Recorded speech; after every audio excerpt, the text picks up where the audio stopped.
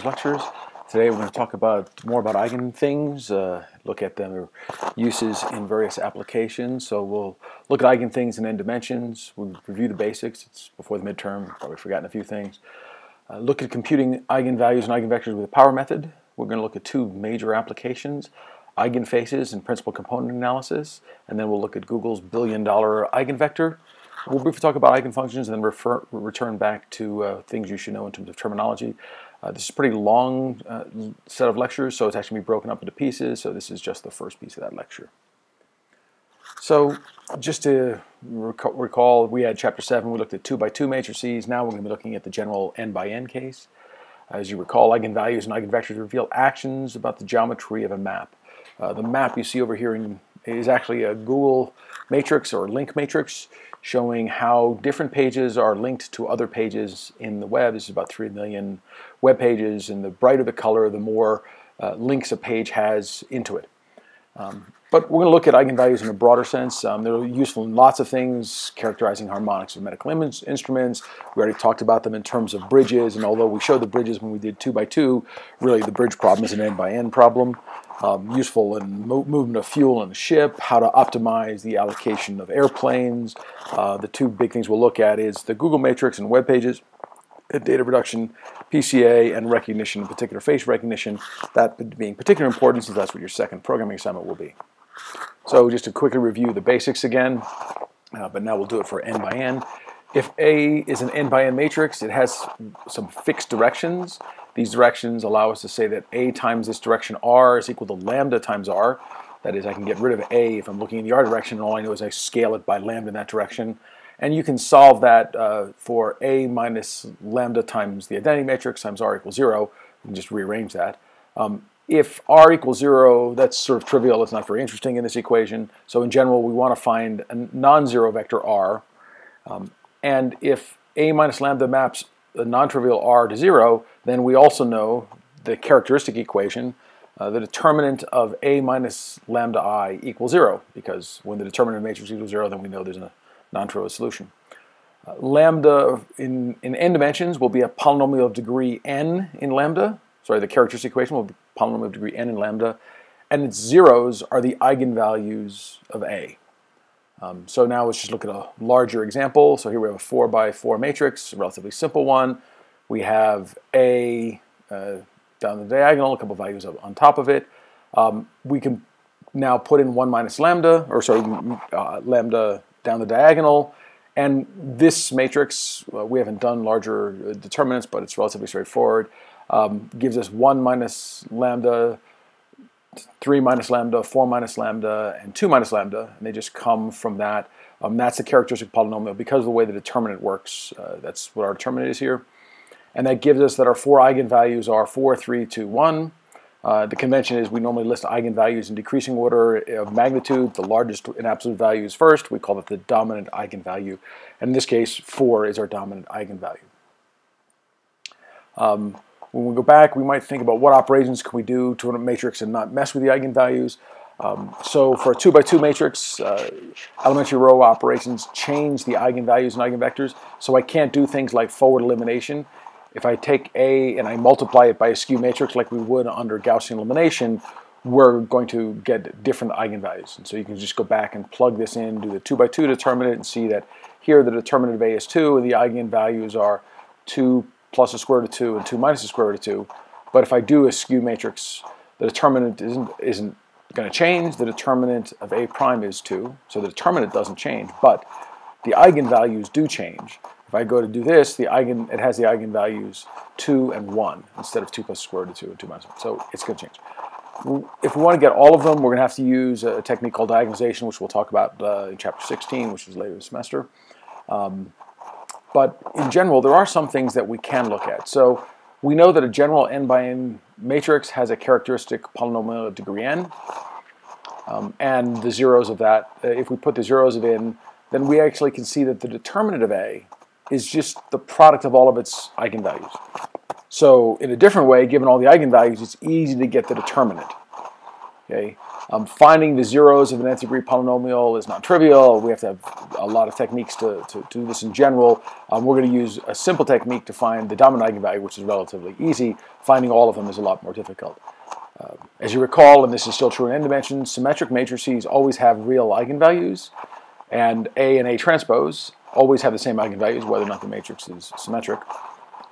A is invertible. If A is invertible and has eigenvalues lambda I, then A inverse has eigenvalues 1 over lambda I. We didn't show that, but you can show that relatively straightforwardly just by putting it in the equations, looking at the inverse, and seeing what has to happen. So if the fixed direction is scaling by lambda for I, right? If you just think about the action ellipses, then A inverse has got to take that thing that's been scaled by I and map it back to 1, which is why you'll see the eigenvalues go the same way. And it'll keep the same eigenvectors. Okay, so assume for a second now that we found lambda I. Now to get the eigenvectors, we want to solve our homogeneous linear system, A minus lambda I, where now lambda is a number. Ri equals 0, and we can use that to find the eigenvectors. And since we know that we're looking at this equation, that tells us that Ri is in the null space of A minus lambda I, right? That's just the definition of the null space. And so if this homogeneous has no unique solutions, as a homogeneous system, there is no unique solution for this. There'll be infinitely many. And for that reason, we normally normalize the eigenvectors to eliminate this ambiguity. As we did in 2D, we normally normalize them so that the length of each eigenvector is 1. So to find our eigenvectors, we just go back to that same 4x4 example we had for a second. We're going to take this, we know our eigenvalues. So if I just start with the largest eigenvalue, fill in minus lambda on the diagonal, so that gives me a new matrix that looks like this. I solve that, and I find out that R1 is equal to 1/3, 1, and 1. Again, we're just going to use a matrix solver to solve that for us. Because this, we can do Gaussian elimination or just use MATLAB to compute it for us. That gives us the eigenvectors, and I can repeat that, subtracting 3 off the diagonal, 2 and 1 off the diagonal, and you get them. And it's relatively easy to make sure when you're doing stuff with eigenvalues, you can always check that A times Ri is equal to lambda I times Ri, so you didn't have any algebra errors. Sometimes you have a different problem. You can end up with multiple zeros of the characteristic polynomial at the same place. So in this example, I have 1, 2, 3, 0, 2, and 0, 0, 2. I end up with 2 eigenvalues. The first 2 eigenvalues both have the value 2, and the last one has a value 1. And this means that when I go to plug that the first one in, I'm going to have, if I put in 2 down the diagonal, I end up with -1, 2, 0. And this gives me a direction. But it gives me this direction, what I'm going to do for the other directions. And so I have to be careful when I have a repeated eigenvalue and I get the eigenvectors. I now have something I have to be careful of. If we think of this in terms of the action ellipse, when we talked about stuff before, when I have those eigenvalues the same, I actually have 2 axes that are the same, and you can sort of see why that's problematic, because there's really no way to resolve the longer of the 2 axes of the ellipse. Any rotation of those axes will look. In fact, for this particular example, if I do a rotation around the E3 axis by any value alpha, we expect that E3 is an eigenvector. So if I take A times E3, it's equal to E3, and the corresponding eigenvalue is 1. So going back to this example, I have to be very careful with things when I have the characteristic polynomial has multiple roots. It's going to give me 2 things, and I can then have to find my second eigenvector by looking at it in terms of what that might be for a rotation. So coming back to putting all this back together as we're revisiting this, given a symmetric matrix A, it has real eigenvalues, and the eigenvectors are orthogonal. And one of the properties that we talked about because of those eigenvectors is that this makes A diagonalizable, and it's possible to transform A into a diagonal matrix through the eigenvector equation that allows us to say the diagonal matrix capital lambda, where the diagonals are the eigenvalues, is equal to R inverse AR, where the columns of R are A's eigenvalues, or eigenvectors. And the diagonal matrix is the eigenvalues. And we call this process here the eigendecomposition of A. And this allows us for symmetric matrices to have another way of getting all of the things in a slightly different process, gets all of the eigenvalues, and allows us to, again, think of this as a rotation, scaling, and derotation. So the eigen decomposition of the symmetric matrix, 3, 3, just down the diagonal, 1 and 1 on each side, has eigenvalues of 4, 3, 2, 3 eigenvalues. You could actually, again, just stick these in and check it. We're not going to solve for all the equations now. The corresponding eigenvectors are 0, 1, 0, 1, 0, 1, 0, and minus 1, 0, 1. I can stack those together, but again, I want to normalize them so they have unit length, so I end up dividing by the square root of 2 for the first and last ones, giving me this rotation matrix. This is actually a 3D rotation matrix, and my 3 eigenvalues on the diagonal. If we look in general at projection matrices, a projection matrix is one where we know that projection matrices have degenerate rank. Eigenvalues are either 0 or 1. For the eigenvectors projected on the 0 vector, the determinant is 0 and the matrix is singular, and the eigenvector 1 is projected onto itself. So a properly scaled projection matrix in general will have eigenvalues 0 or 1. If all of the eigenvalues are 1, then the eigenvectors populate column space. The dimension, if we have a k of them equal to 1, then the null space has a dimension n minus k. So this tells me how many dimensions I'm projecting away. N minus k will be what I've projected away, and I keep k of those dimensions. We'll actually come back to that when we look at what we want to play with PCA. So for a 3 by 3 projection matrix, this is a particularly simple one. In general, we can make a projection matrix by taking U transpose, and this is true in 3D. So if I take some vector, I can compute this matrix P. Now this one is easy because we know that's a projection matrix. So we know the eigenvalues will be 1, 0, 0. And for the eigenvalue 1, I can just put it back in the matrix, figure out what that is, and compute what is the eigenvector. And for the other 2 eigenvalues that are equal to 0, this should actually be lambda 2, 3 equals 0, sorry, we'll get, this is our matrix. We fill in the zeros diagonal, we just get back to the original matrix, and we get that R2 is minus 1, 0. And if I want to find 2 eigenvectors that span the 2D null space, I can then separate this and I'll get 2 eigenvectors to separate these out that span that 2D null space. So another useful thing related back to eigenvalues, which we didn't talk about before, but it turns out to be pretty useful as well, is what we call the trace of a matrix. The trace of a matrix has a special property that so the trace is the sum of the elements on the diagonal of a matrix. Okay, so the trace is A11 plus A22 plus A33 dot dot dot ANN. Just sum down the diagonal of a matrix. And it turns out that that is equal to the sum of the eigenvalues. And this gives insights into eigenvalues without computing directly. So for a 2 by 2 matrix, you can sort of see this, that the determinant of A minus lambda, just write that out, is lambda squared minus lambda times the trace of A plus the determinant of A. And if you just put these back in, you can actually see where all that comes from, because you're just going to fill in what the eigenvalues are going to do. So here I have all the middle terms. And that allows us to say that for a 2D thing, that the 2 eigenvalues of a 2 by 2 matrix are the trace of A, the sum of the diagonal, plus or minus the square root of the trace of A squared, minus 4 times the determinant of A divided by 2. So in fact, with that formula, you can just compute the eigenvalues of any matrix, not just a symmetric matrix. For any 2 by 2 matrix, you can say here's what its eigenvalues are. And then, of course, given the eigenvalues, you can stick them back in and get the eigenvectors.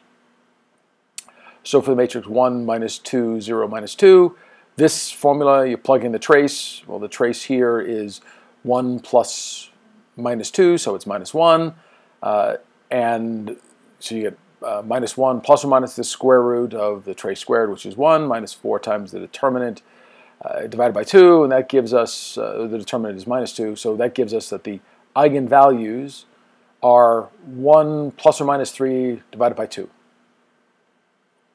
Okay.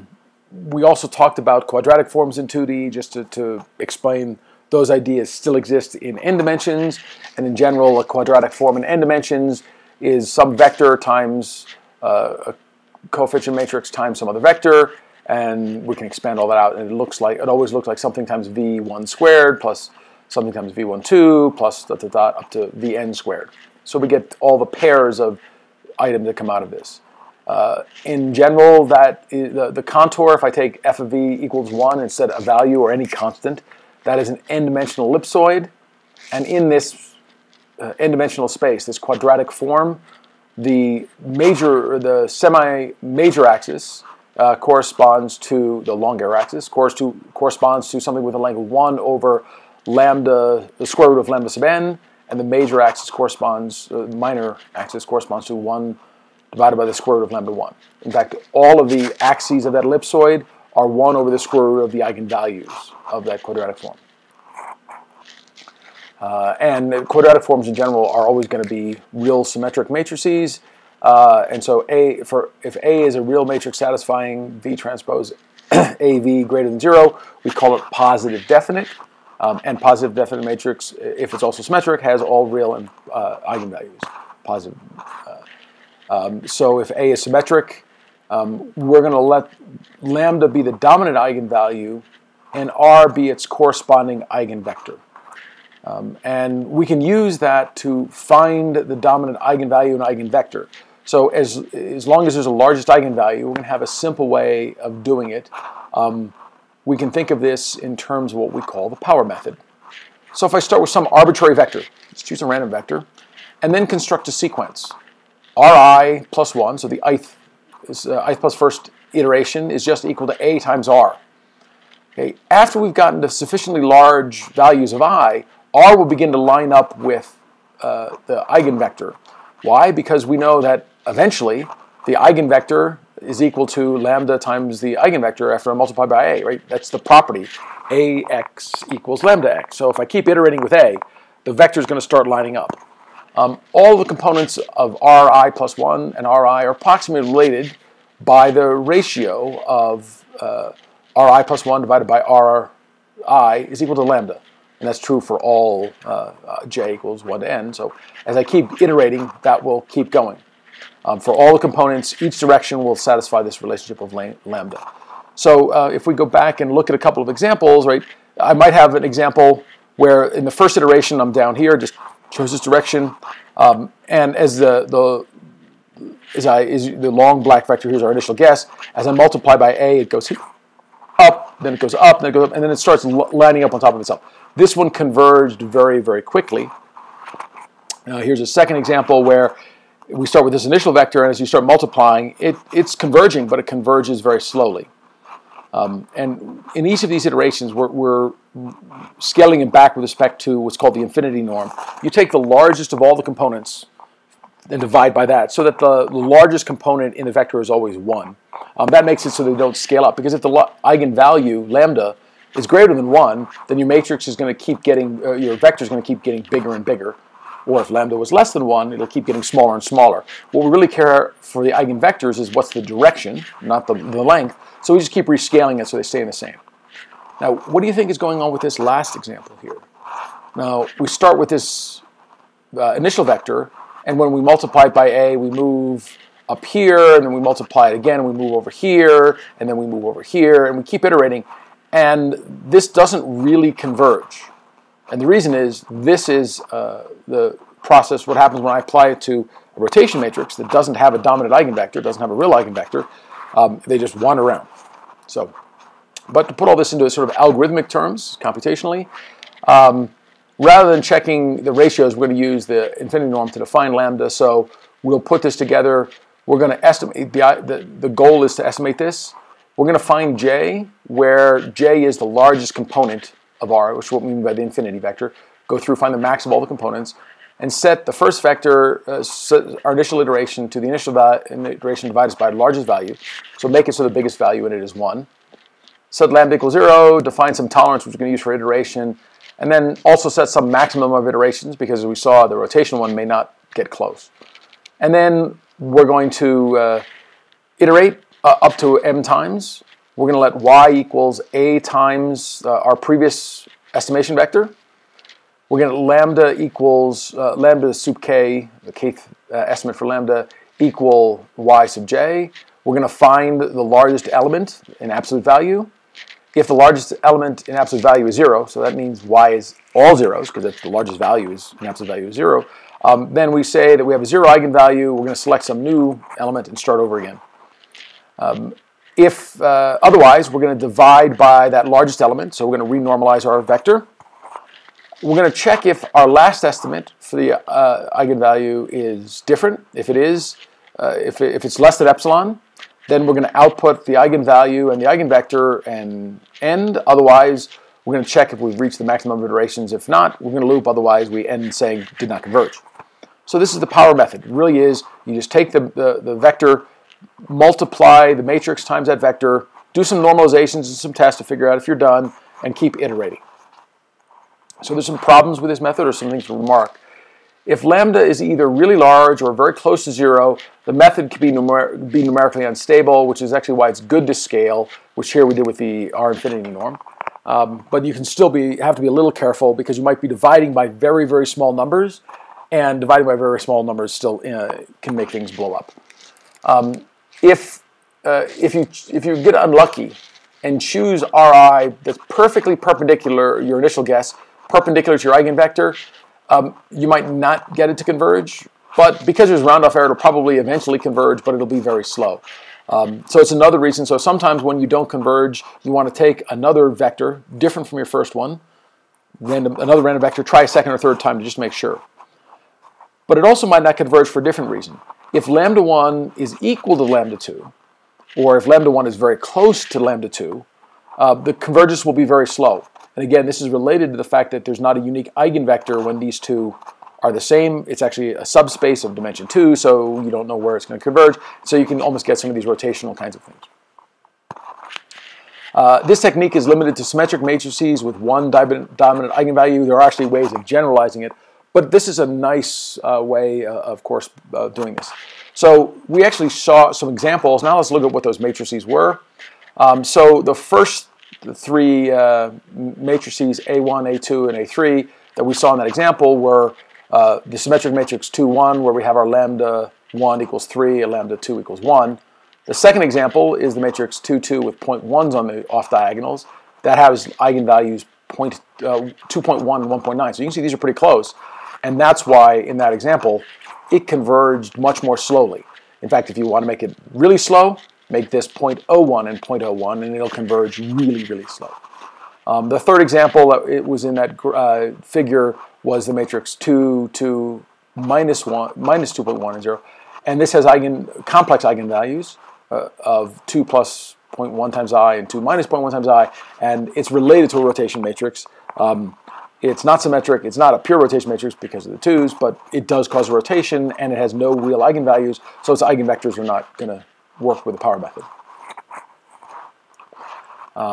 Just to make sure, understand this idea of infinity norm scaling, if I had the vector 1.5 and minus 0.1, the largest of these two numbers is 1.5. We divide both elements by 1.5, and that gives us a vector of 1 and minus 0.0667. So that gives us our idea. For the first matrix here, A1, it converges relatively rapidly. In 11 iterations, we get an estimate of 2.99998. The first value is 3. That's pretty close. If we go for the 30 iterations, it'll be good to numeric precision. For A2, they're symmetric, but these are close. It's much slower. After 41 iterations, it converges to 0.09, 2.095, which is pretty close to 0.201, but it's still very slow. And if I want to get it really refined, it'll take a long time. And as we saw, A3 does not converge because it has complex eigenvalues.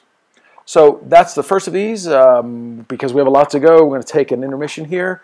And now we're going to start looking at some applications. First we'll do face, then we'll do Google PageRanking, and then we'll come back and finish off the chapter. So take a break. This is a lot to cover. Much of this was review, but now we're doing the review for n dimensions. If you missed anything, go back.